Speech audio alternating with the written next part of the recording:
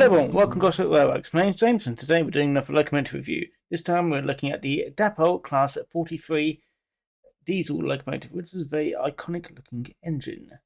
Very nice. But first of all, before we look at the engine anymore, let's get the boring stuff out of the way. So first of all, the product code, which is 2D019202, Class 43 HST, twin pack, in Intercity Swallow livery, with your running numbers of 43041 and 43166 with a minimum radius curve of 9 inches.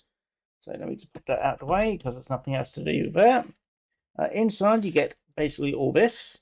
You get the two, well, I want to say detail packs, but all they seem to have is mostly just alternative couplings. So not all that much to look at there. And maybe a few spare parts because there's a spring there. So yeah, you do get a little bits in there, but nothing really that important. Here's the warranty sheet, which we won't look at whatsoever. And then we get on to the product information sheet, which is a nice little pamphlet. So on this side, we see how to lubricate your engine. Basically, oil in the where the cogs are. Basically, running in down here, how to fit the DCC decoder. And I think there's probably how to fit, basically remove the bodies off them. So I'll just pop that over there. Oh, and on the other side, forgot to mention that, there's an exploder diagram for both units. So that's over there. So here we are with the last boring bit, which is seeing how much it weighs.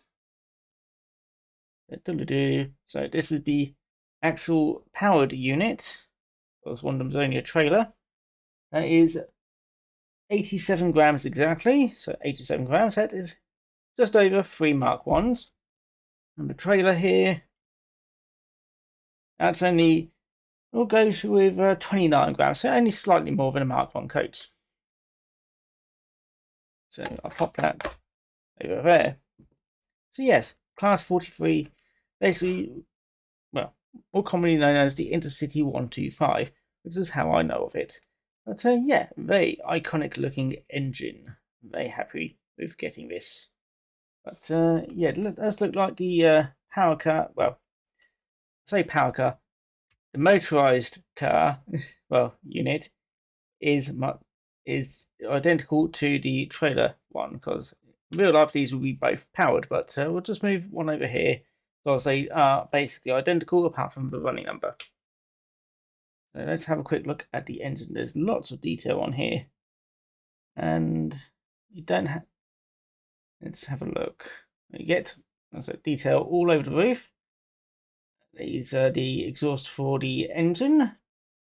Well, they probably don't go too far below the roof. They do look quite nice, and you can tell that they are. The grills on the side are very nice. It's all molded detail, but... it's a very nicely molded detail. The livery is extreme. Is I want to think of the words to say it. Let's just at least say it's very nicely applied. It's clean, it's neat, and it's tidy, and there is no issues or spillage anywhere from what I can tell. And also the tampo printing on for the actual running number is quite nice as well. That one's got a slight bit of an issue with the one, but I think that's just an issue with my one because on this side it's perfectly fine. Let's see. Handrails, which do look like they are separately fitted metal bits, so do have a little bit of give there. So that's nice handrails there. It's nice picked out silver lining around the back windows here for the I don't want to say it's guard's cab, it's the cargo part of the locomotive. It does have directional lighting for both units. NEM pockets on both sides as well, but only for the back bogie, because the front one doesn't have one. But I think you can get variants which do have the front coupling. There is cab detail, though a bit difficult to see at the moment, so I'll try and get that in the close-up.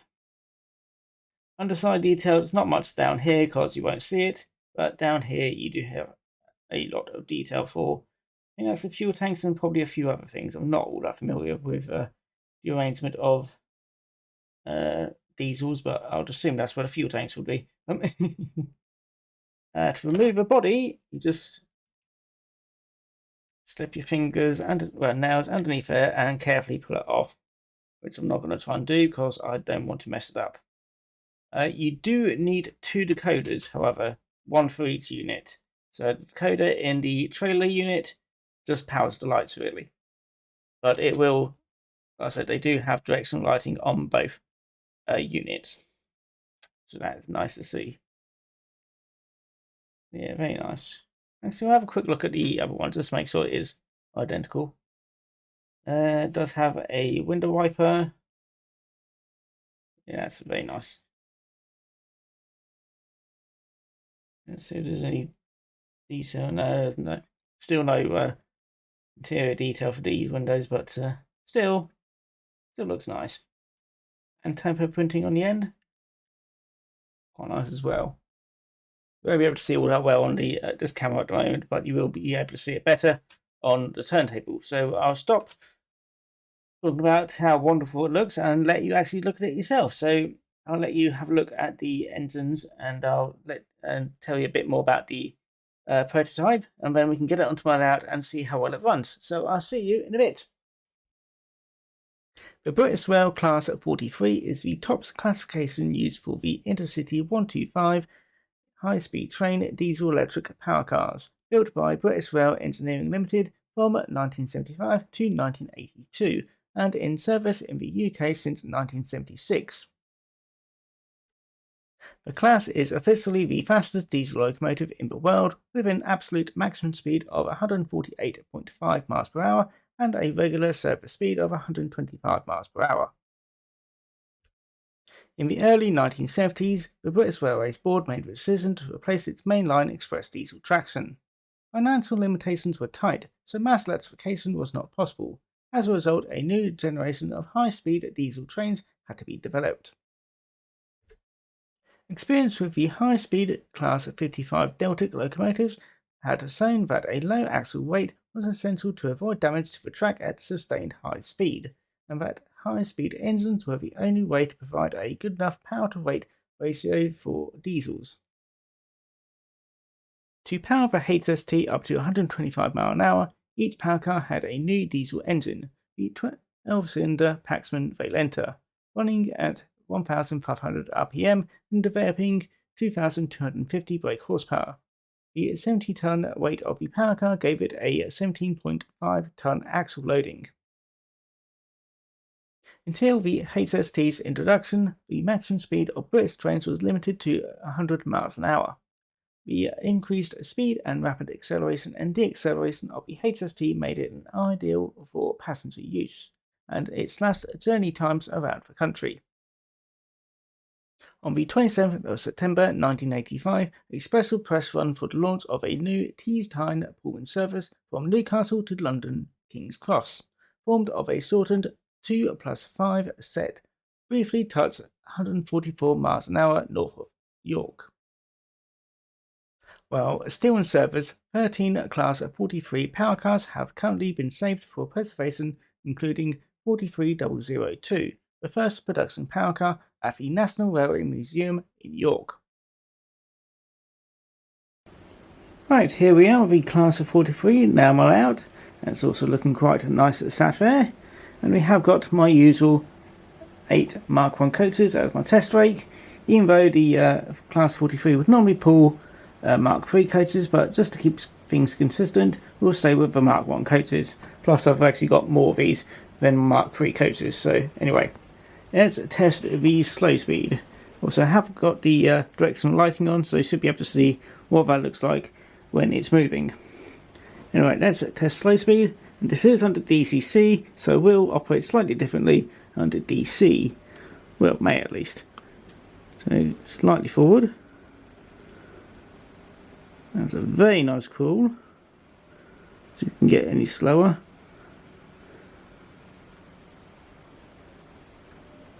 Ooh, that's very nice. Right. Let's test it in reverse.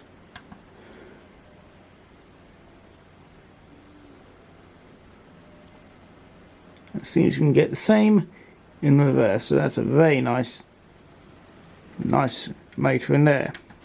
Anyway, let's give it a nice quick run round on its own before we get it linked up to the coaxes. So here we go. Nice brisk pace.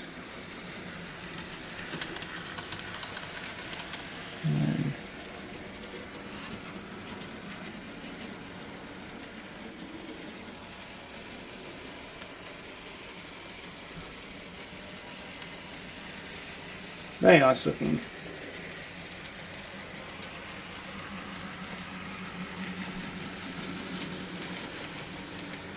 Right, now to get it onto the outside line, so pop you there. Right, let's also have a quick look. I did forget to check. Yeah, there's no tracks and tyres on there, so I'm quite happy with that. So I'll pop you back on there.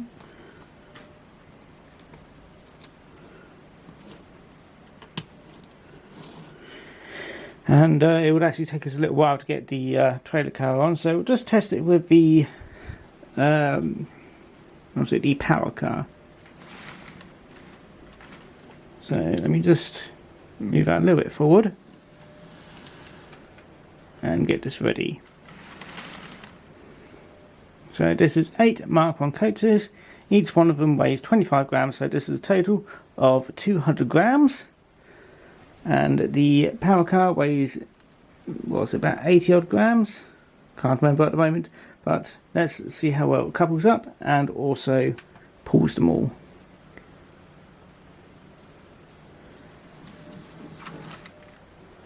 I see some decent connection.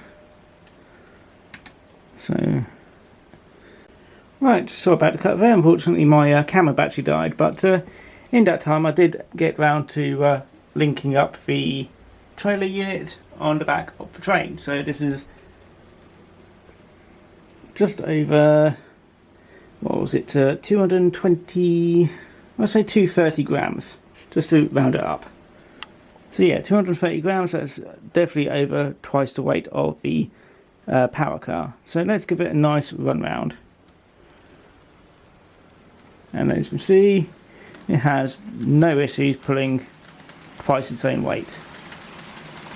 In fact, over twice its own weight.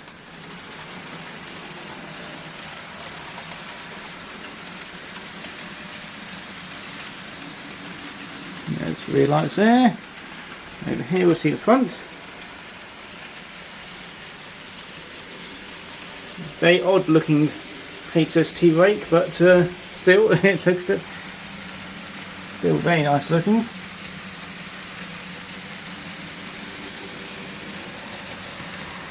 I'll give it one more victory lap at higher speed.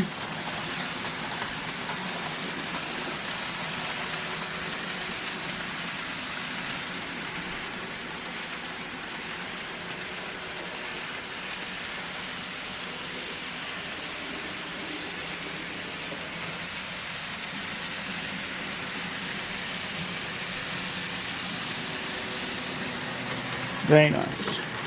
Right, let's pull it up to that'll do. Anyway, on to the important question: how much does one of these cost? Well, just for the units on their own, it's, well, best price I've seen is about 156. So probably around 150, 160 is the usual price which you'll find the Class 43 at stores. But you can also get it in a bookcase set, I think it's what they're called. So it's at least with 2 extra Mark III coaxes, which is about 200 to 210. So about we'll go with 210 just to be on the upper end of it, which isn't too bad actually. That's a fairly good value, considering that Mark I coaxes on their own are normally about 30 quid.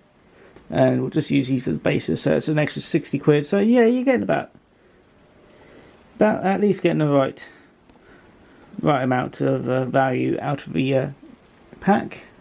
And I think they do have them in 5 coats or 6 coat sets as well.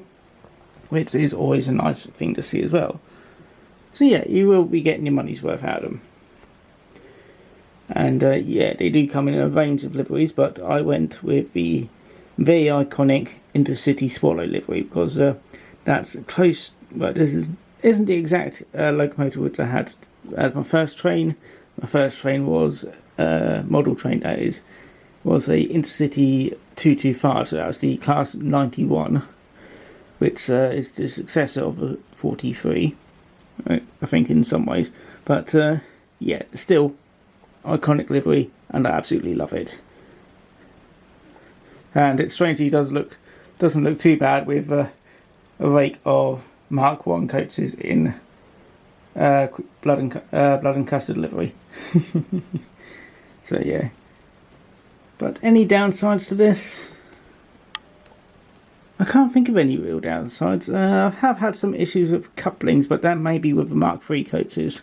So I'm not going to put the blame onto the Class 43s because they pull all these coaches quite well. So yeah, I'm happy with that. So I don't think there's any real issue with it. Yeah, very happy with it. Any possible could make it that well, in the future, no redesign, possibly make it link up with power from the Mark III coaches, so that it's got power along the entire train, but that's more complicated than just having the usual Rapido couplings. So that probably won't come in the future. Would be nice to see. So it's completely powered along it, but yeah, I doubt it. But yeah, I'm happy with that so far. Do let me know what you think of the Class 43. And also do let me know what you think of it linked up to Mark 1 coaches. But do let me know what you think. If you do like the video, feel free to like, comment and subscribe. And as usual, if you didn't like the video, well, I hope you enjoyed it anyway. Well, that's going to be it from me. So I'm going to send off the Class 43 on its way. And yeah, I'll see you all again next time. So take care now. Bye-bye.